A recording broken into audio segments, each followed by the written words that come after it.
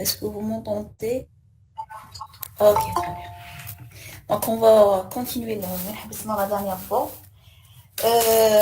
Donc, la dernière. Attendez, donc, je lance l'enregistrement.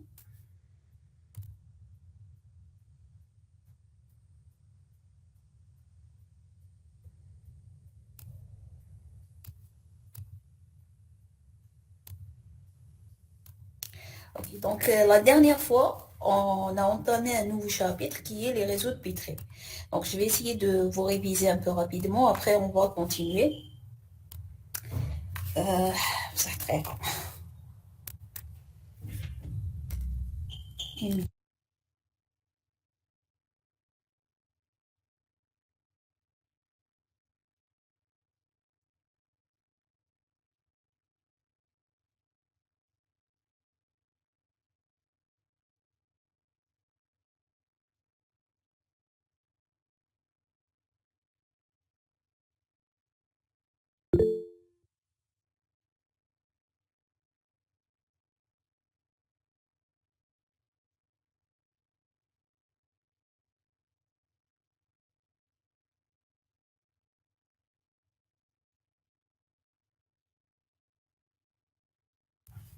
Donc, redésolé. Donc, madame, هادو داخلين في l'examen. Donc, pour Ayoub, oui, bien sûr, داخلين في l'examen. Voilà, on va les faire là, mais يكونوا داخلين. Juste que ما يكونوش داخلين في l'interrogation de la semaine prochaine. Mais في l'examen, oui. Ok, donc pour la semaine prochaine, non, mais pour l'examen, oui. Donc, oui.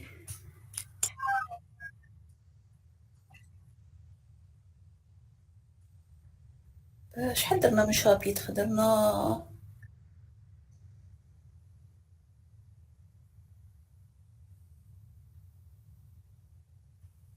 كاين 30 شابيتر. Les chaînes de Markov des scripts continuent.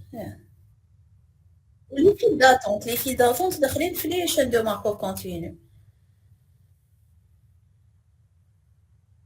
Voilà, voilà. Il y aura deux petits exercices, Inch'Allah. Inch'Allah. Ok, donc les réseaux de Pétré. Donc les réseaux de Pétré, on a dit que c'est une manière de modéliser les systèmes. Donc on utilise des places et des transitions. Donc, et des jetons dans ces places. Donc un jeton dans une place, ça veut dire que la condition, elle est vraie. S'il n'y a pas le jeton, donc la condition, elle est fausse. Et puis, on a dit que une transition, elle est conditionnée par une place. Ceci veut dire que pour que cette transition sera déclenchée, il faut que ici il y aura un jeton. Et le fait de exécuter ce qu'on a appelé après franchir ou la tirer la transition, ça va permettre de consommer avec le jeton. Donc il était là, puis avec le jeton, donc là on a fait un exemple, par exemple le jeton ici, une fois on a exécuté T1, le jeton il a été consommé de P1 et il a passé à P2. Euh, on peut aussi consommer plus d'un jeton si sur l'arc, on va mentionner, par exemple ici, 2. Donc ça veut dire qu'une fois la transition T1 va être exécutée, je consomme deux jetons. Et donc 2 vont être supprimés de P1. Et ici, puisque dans l'arc qui sort vers P2, c'est pas mentionné 2. Donc un seul jeton sera dans P2. Donc, ça dépend sur l'arc qui relie la place à la transition ou là, la transition à la place. Euh, puis, on a rajouté d'autres exemples. Donc, on a dit qu'une transition peut être conditionnée par plusieurs places. Donc, pour que cette transition sera déclenchée, il faut deux jetons, donc P1 et P2. Et après l'exécution, les deux vont être consommés et j'aurai un jeton ici. Une transition peut être conditionnée par une place et elle peut produire deux places.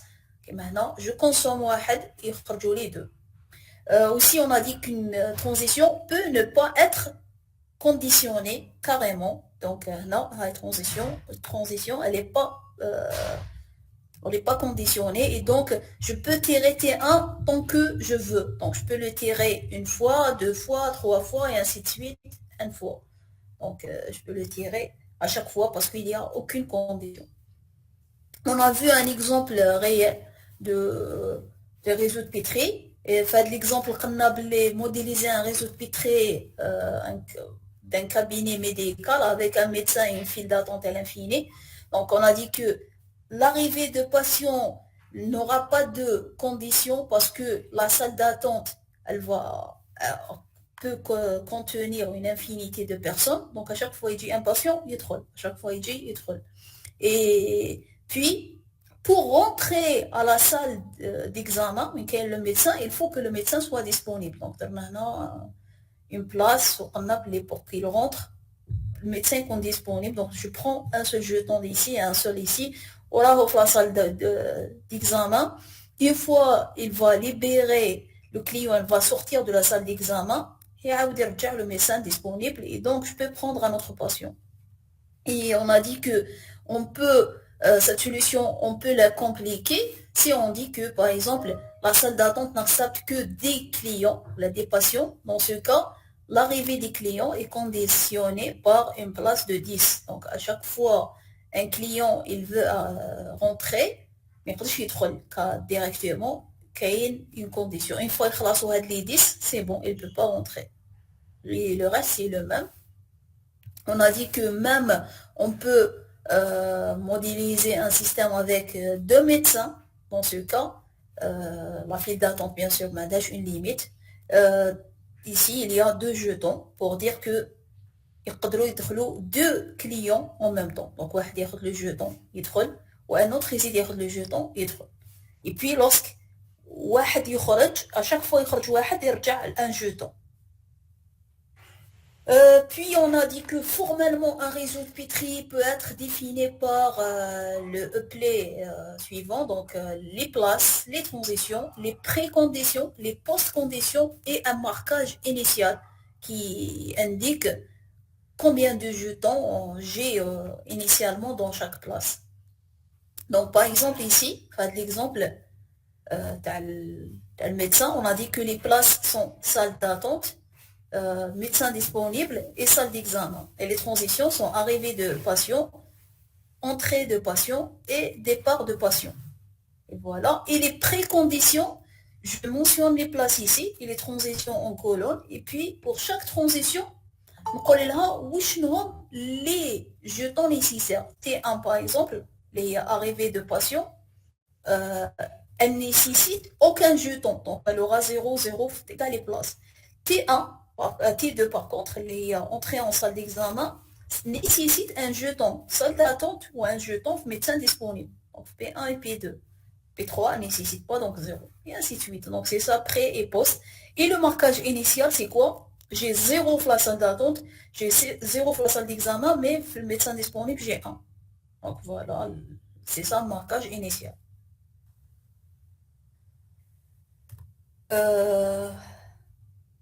Aussi, je fais là. Alors, on a défini quelques règles. Donc, on les a définies sémantiquement, mais formellement. Juste, ça veut dire quoi? Franchir une transition, ou exécuter une transition. On l'appelle soit exécuter une transition, ou la tirer une transition, ou la sensibiliser une transition, ou la franchir. C'est la même chose. C'est le même terme qui veut dire toujours que la transition va être exécutée. Donc, formellement, ça veut dire quoi? Une transition va être franchie. Donc, une transition T est tirable, la franchissable, depuis un marquage M, et on le note M, et puis crochet T supérieur, pour dire que T va être franchi à partir de M, et elle va produire quelque chose. Si, quelle que soit la place quelle que soit la place P, le nombre de jetons, parce que MP, ça veut dire c'est le nombre de jetons à la place P, soit supérieur à les préconditions de la transition T, avec la base. On a vu un exemple, par exemple T, donc on a P ou Q, ou R. Donc, le MP, c'est 2. On va faire 2 jetons. MQ, c'est 1, parce qu'il y a un seul jeton. Et MR, c'est 0. Et maintenant, est-ce que je peux franchir T? Donc, je dois voir les préconditions de T. Donc, les préconditions de T sont quoi? Sont P. Non, non, c'est le marquage initial, pardon. Le marquage initial, c'est 2, 2, 1, 2, 1, 0. Mais les préconditions, il faut que P, j'aurai 1, parce que Flark, j'ai rien marqué. C'est rien marqué. Que, par contre, il faut avoir 2, parce que Flark, c'est mentionné 2. Au R, Naya, bon, c'est les préconditions. Les préconditions, c'est la 1, P, ou 2, P. Donc, est-ce que je peux franchir cette transition? Non. Pourquoi? Parce que MQ, les MQ ici, c'est 1, et il est inférieur à 2, qui sont les préconditions. Et donc, pour que la transition soit franchissable, il faut que le MP soit supérieur. Comme c'est inférieur, donc je ne peux pas la franchir. Un autre exemple où je peux franchir, donc c'est juste, je suis en train de réviser, je ne vais pas tout refaire. Donc, c'est quoi une séquence franchissable? Une séquence de franchissement, une séquence de... Oui,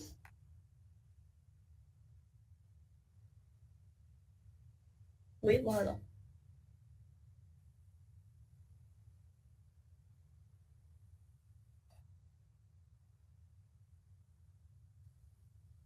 Ah non, pas de l'exemple. Ok, donc je vais m'arrêter là, je vais m'arrêter une chauffe.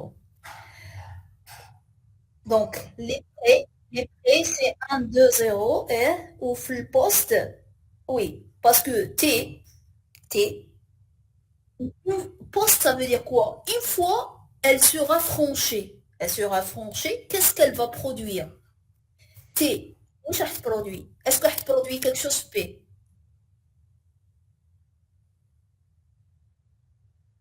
Ah oui, je ne l'ai pas vu. Donc, même à Kakanichou, oui, oui, je ne l'ai pas vu. Donc, oui, oui. Sinon, on va l'effacer parce que je suis pas juste. Attends, sinon, je vais refaire. Je vais l'effacer, محطها.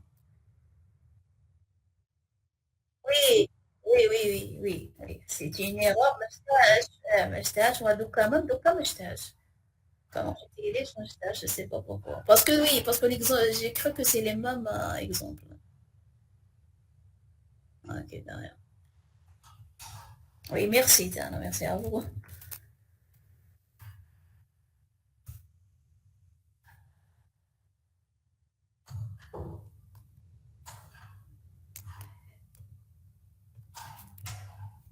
Donc,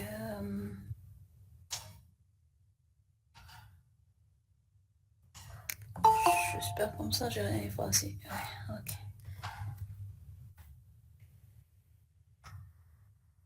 Donc, le dernier slide et puis on va commencer une nouvelle chose. Alors,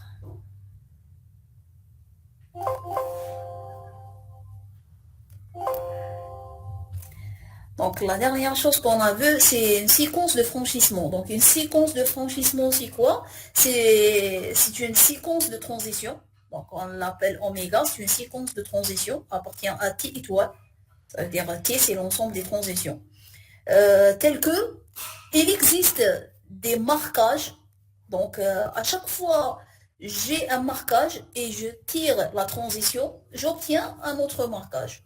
Donc, une séquence de franchissement, je la donne par ordre et ça permet, ça veut dire c'est l'ensemble des transitions qui vont permettre d'avoir des marquages successifs. Ça veut dire qu'on l'appelle séquence de franchissement. Donc, un marquage accessible, c'est quoi? C'est accessible. S'il existe une séquence de franchissement, à partir de M0, si je tire avec la séquence de franchissement, j'obtiens M. Et ce M-là, on l'appelle marquage accessible. Parce que des fois, il y a des marquages. euh, Est-ce que c'est un marquage accessible?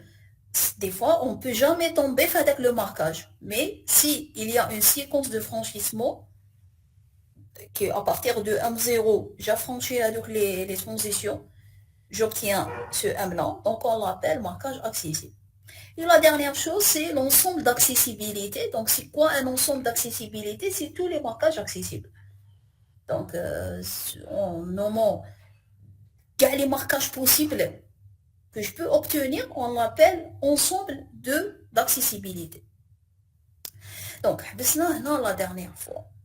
Donc, bien sûr, on a fait le TD, on a fait l'exercice, les trucs qu'on va rajouter aujourd'hui. Donc, on va continuer. Donc, je vais dire, je vous est-ce qu'il y a des questions? Non.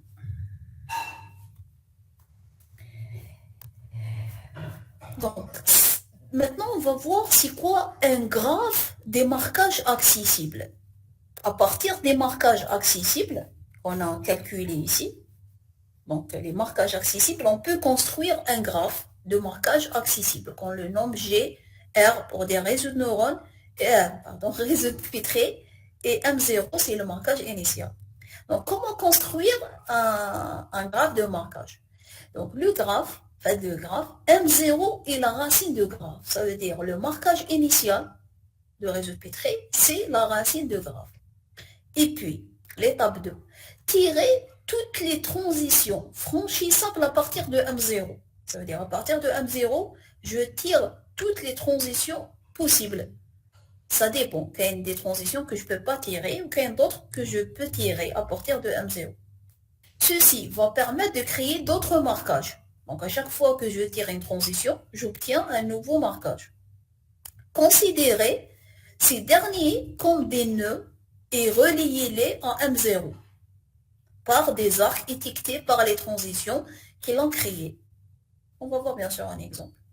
Et puis, la dernière étape, à partir de n'importe quel marquage, nœud M, ça veut dire l'étape 2, refaites le même traitement dans 2. Ça veut dire à partir des marquages qu'on a obtenus, on va aussi tirer les transitions possibles et nommer les marquages qui vont être créés comme des nœuds et l'arc qui va relier M à ces nouveaux marquages va être étiqueté par la transition qui a permis de créer ce marquage. Jusqu'à ce que tous les marquages sont traités. Donc j'arrête lorsque tous les marquages sont traités. Donc on va faire l'exemple, il y en a qu'une la solution, mais je vais la refaire avec vous. Donc, au début, j'ai ce réseau de Pitré là.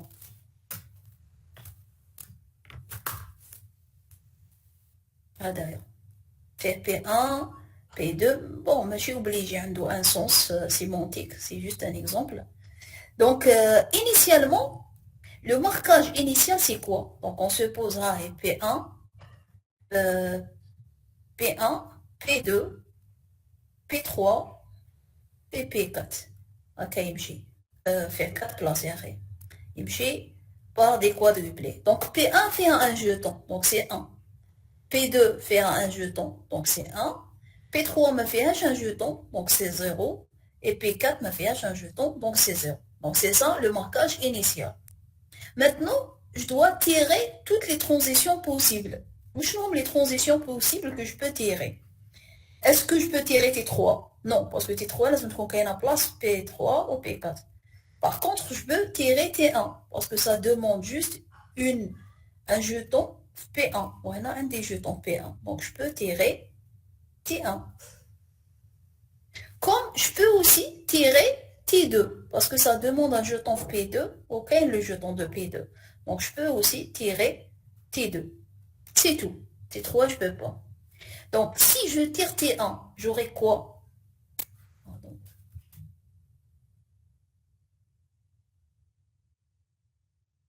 J'aurai quoi? Donc, toujours, j'aurai des quadruplés. Donc, j'aurai quoi? Je vais consommer le jeton de P1 et avec le jeton, donc, donc j'aurai quoi? J'aurai 0, 1. Non, j'ai rien fait, donc 3, 1. On a tous les 0. Ok. Je vais accepter.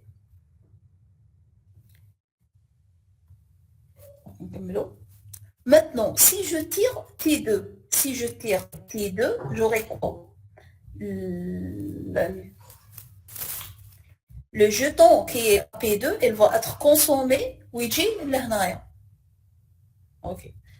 Donc, si je tire T2, bien sûr, si je tire T2, je suppose que j'ai pas encore tiré T1, parce que c'est deux chemins différents.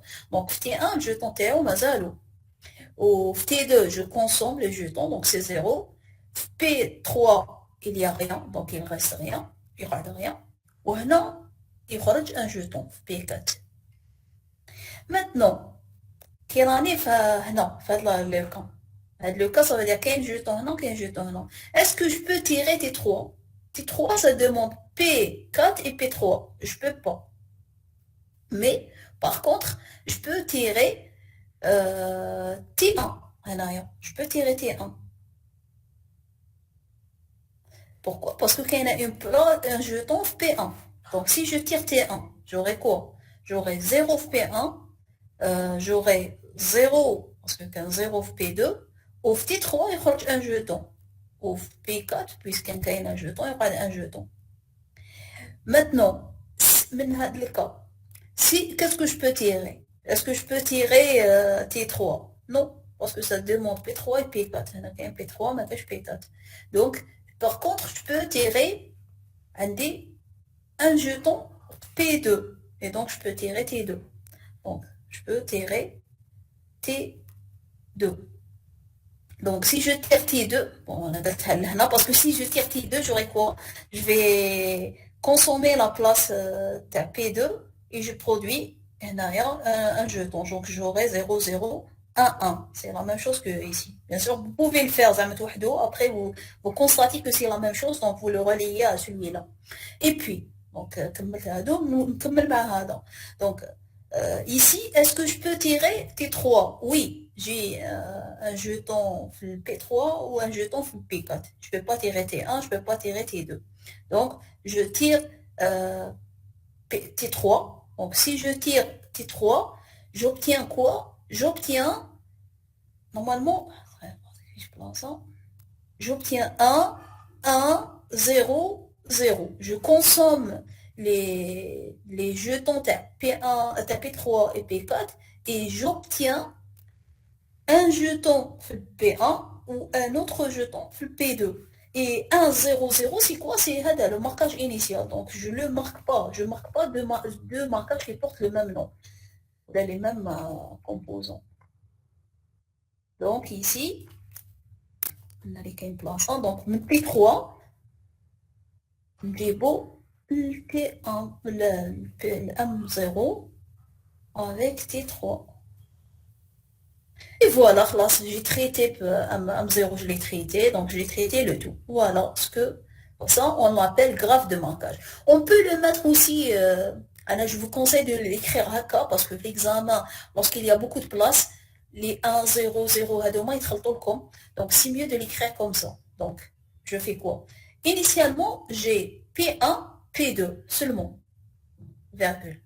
P1 et P2, parce que initialement, quand un des... Je peux pas passer ça. Donc, quand un jeton, on a un jeton. Et puis, à partir de ça, je peux soit tirer T1, soit tirer T2.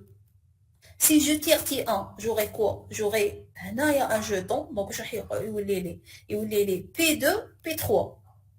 P2 le jeton, P3 les jetons. T2, si je tire T2, j'aurai quoi? J'aurai P1, P4. J'écris juste les places qui ont un jeton. Maintenant, à partir de ce marquage, je peux tirer T2. Pourquoi? Parce que T2 demande une place P2 et P2. Donc, j'aurai quoi? J'aurai P3, P4. P3, P4. Et à partir de celle-là, je peux tirer T1. Parce que un des places, une jeton P1. Et j'aurai P3, P4. Et à partir de P3, P4, je peux tirer T3. Et si je tire T3, je reviens vers donc P3, P4 vont être transformés, j'aurai P1, P2. Donc c'est mieux de l'écrire comme ça va être beaucoup plus facile. Même après, les séries d'exercices, on va écrire comme ça, parce que sinon, les 1 ou 0, ça va demander beaucoup de concentration. Est-ce que c'est clair, le graphe de marquage?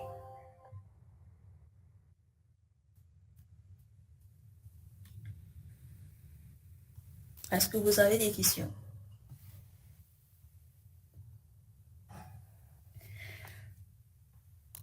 Ok, donc on va continuer. Donc maintenant, pourquoi on étudie le graphe de marquage? Parce que ça nous permet d'avoir des propriétés de réseau de Petri. Donc, analyse comportementale des réseaux de Petri. Donc, l'analyse comportementale permet de la vérification des propriétés qualitatives comportementales en se basant sur le graphe de marquage accessible. Où je nomme les propriétés. Donc, la première propriété, c'est la bornitude. Bornitude, qui, moi, le nom l'indique, ça veut dire est-ce que le réseau est borné. Donc, où je maintiens